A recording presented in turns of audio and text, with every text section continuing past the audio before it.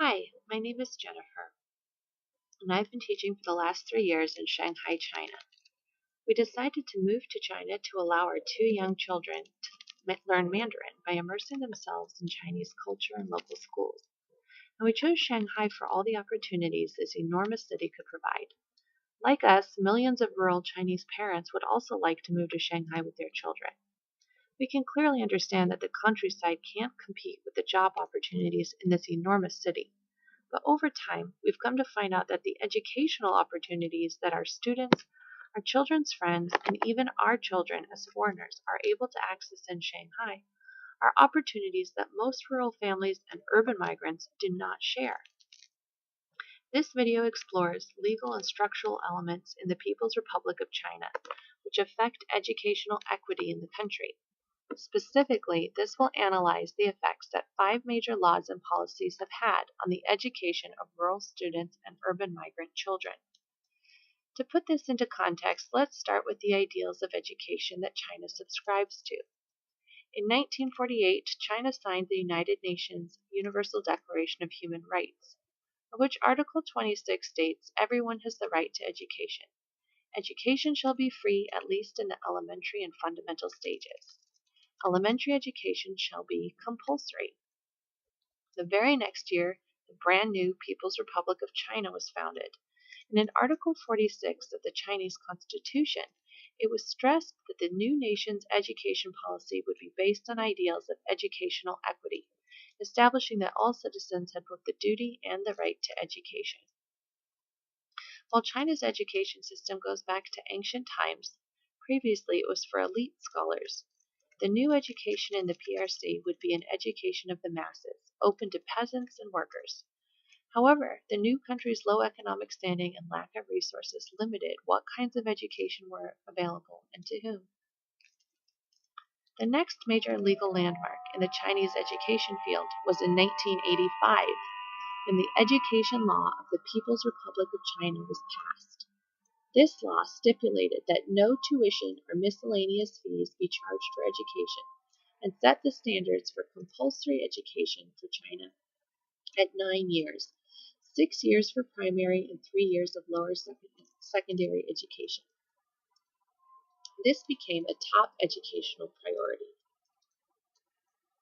It also set up a system of decentralization of education, with the State Council's Ministry of Education guiding, planning, evaluating, and coordinating the programs, as well as managing federal funds, while the local administrative units were left to manage the day-to-day administration of compulsory education. This decentralization has proven to be a major force shaping the state of education in China today. One of the main ways this decentralization has affected students, teachers, schools, and society at large is by creating a huge divide between rural and urban schools. National government funds throughout the 80s and 90s poured into the development of schools on China's east coast, where the cities are concentrated. In 1994, the central government decided to have local districts send the vast majority of their tax back to Beijing, which makes the job of local governments, who are responsible for funding local schools, that much more difficult. Without much federal oversight, many local governments use the meager remaining education funds for other projects. Today, although 66% of all children in China live in rural areas, the lion's share of the national education budget still goes to urban areas, with per student expenditures in the urbanized East 6 to 7 times that of rural per student expenditures. So what does this mean for students in rural China? According to the Rural Education Action Program at Stanford University, rural high school attendance rates are as low as 40% in some areas, while the pressures from family and the possibility of failure have caused middle school dropout rates to be as high as 25%. While primary school students used to fill the ranks, in the recent years we have seen up to 900,000 6 to 8-year-old students drop out every year. What is school life like for the students who do stay in rural schools and the teachers who educate them? As people flee for the cities, many rural schools have closed and consolidated. meaning that many rural kids now commute more than 5 kilometers to school, and the class sizes are soaring. Classrooms packed with 130 students have been reported, with an average class size in rural areas around 60 students. Rural schools also lack modern equipment and facilities. A study in 2008 reported that while 66% of urban high school classrooms have multimedia equipment and 77% have audio equipment, in rural high schools these figures dwindle to 5% and 6% respectively. 17% of primary schools and 15% of middle schools do not have libraries, so no further reading or research materials are available. Many classrooms' only resource is a blackboard. Added to the enormous class sizes, this means that most rural teachers still lecture for the majority of the classes, and the methods available for instruction and individualized learning are extremely limited, if not altogether impossible. With such small budgets for education anyway, the school facilities themselves are generally run down and very basic, as you can see here. Rural schools have often been so short on funding that teachers were not paid for months on end, or were paid in locally produced goods, like baijiu, a local alcohol, and cigarettes, with teachers left to resell them to gain their income. Good teachers fled as fast as they could to the cities, and many of the teachers who remain are underqualified or lack any higher education. In China, as in many countries in the world, one's possibilities in life are severely hampered without a university education, and in China the chance to get one of those hinges on one major exam at the end of high school, the Gaokao. In 2009, it was reported that the ratio of rural students in colleges has actually been falling.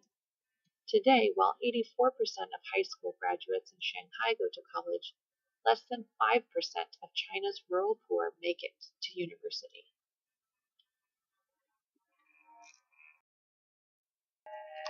The next big law in Chinese education came in 2006 with the Compulsory Education Act. This law, similar to Title I of the U.S.'s Elementary and Secondary Education Act, also attempts to increase educational access and completion rates for disadvantaged students. The 2006 Compulsory Education Law made a number of important amendments to existing laws. The tuition charges and incidental fees have been removed, with special emphasis on ensuring that rural compulsory education operated under a no-charge policy. And the funding has changed as well to a co-sponsorship scheme, with central, provincial, municipal, and county-level governments participating. This is a step in the right direction, but the legacy of vast rural-urban inequalities continues. And other hardships of rural schools still remain. With such a dismal outlook in rural schools, it comes as no surprise that many families wish to migrate to the cities.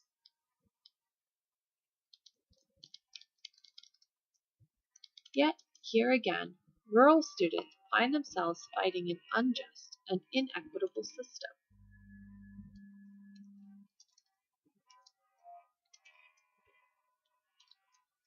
This policy is called hukou. And hukou policy is not, strictly speaking, an educational law or policy, but it is so paramount to education in China that it influences every person in society. Hukou means household registration, and wherever one holds lawful registration is where he or she is allowed to live, to work, and to access government services, including compulsory education. A child's hukou is determined by his or her parents' statuses, meaning wherever they have hukou.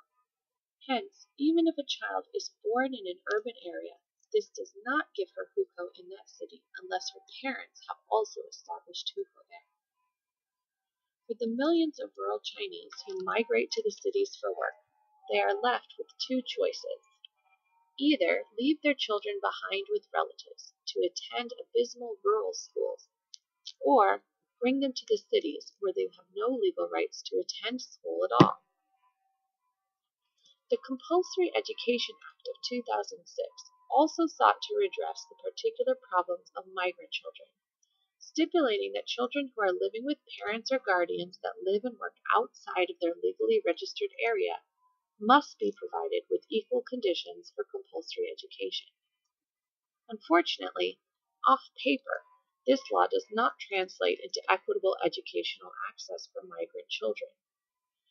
In order for them to be considered eligible to access these equal conditions, their parents are required to produce 5 different official certificates.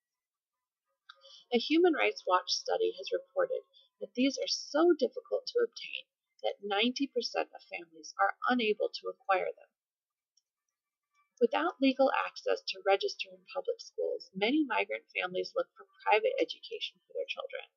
Yet migrant workers generally work in low-wage jobs that make high-quality, bona fide private schools financially impossible. The private schools they can afford are not certified and are operating illegally. Conditions there are not too different to those in the rural schools.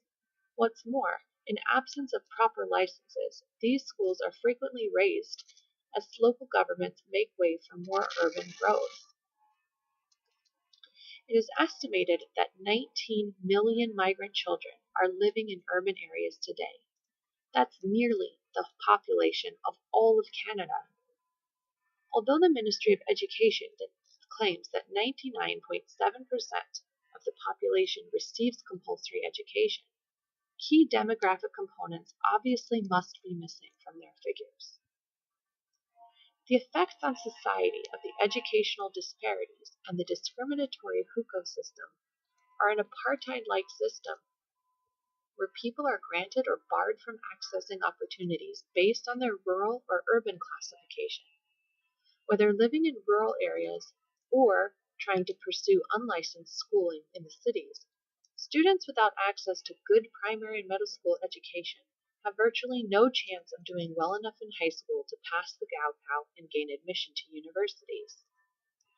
This opens the door for corruption by teachers and administrators, who often take advantage of migrant and rural families' desperation by charging exorbitant miscellaneous fees to accept them into the school, or even to assign them a desk near to the teacher.